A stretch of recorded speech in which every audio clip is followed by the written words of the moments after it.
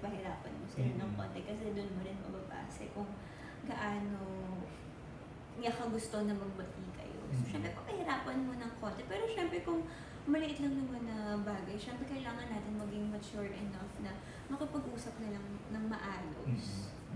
Na nakilala mo over the years na magkakilala kayo ni Dustin, natanong mo na rin ba yung title na ba't di na lang kayo?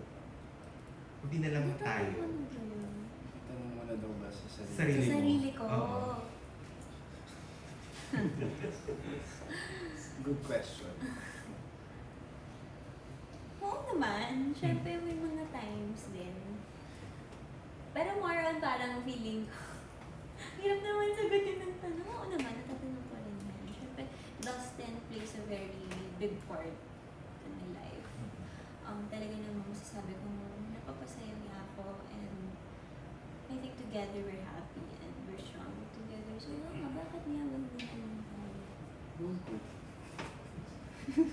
Hindi pa daw kasi kayo nag-glamping para sa relationship. Sige. Gusto pa tayo? Last question na lang. Kasi pinanood ko yung I Love You So Bad the other night kasi nasa top 10 kayo sa Netflix. Congrats. Anyways, paano magbabago yung dynamics nyo as co-actors dito sa Ba't Di Mo Na Lang at Ba't Di Na Lang Tayo? Coming from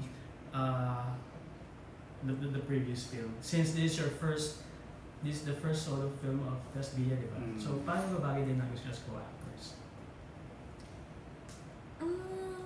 I think ever since naman, pag nagtatrabaho kami dalawa ni Dustin, we've always been professional. We make sure na, again, separate namin yung work sa kung ano man yung personal relationship namin sa isa't isa. So, I think this time, I would say it's just a consistency.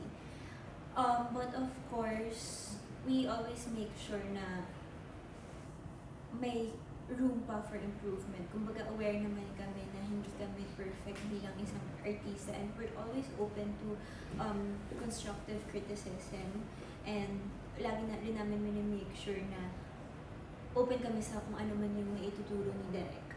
So, I think hindi pagbabago but more of consistency bilang actors. Dustin mo direktahan. Para sa akin, actually, iniisip ko bigla yung siguro yung pagkabitin ko kasi marami na kami nagawa, pero parang lagi akong gutom na makatrabaho sa Bianca. Lagi akong nabibitin. Like, for example, yung Hotel 88, natapos na, yung Sobal, tapos na. So, feeling ko, gusto ko pang makatrabaho si Bianca, gusto ko pang gumawa ng mga projects with her. So, I think yun yung fire na nakatulong upang paghandaan yung movie na to. So, mamubusog kami dito. Oo. Hindi na gutom. Hindi na gutom, busog na busog. Okay, very good. Thank you. Thank you.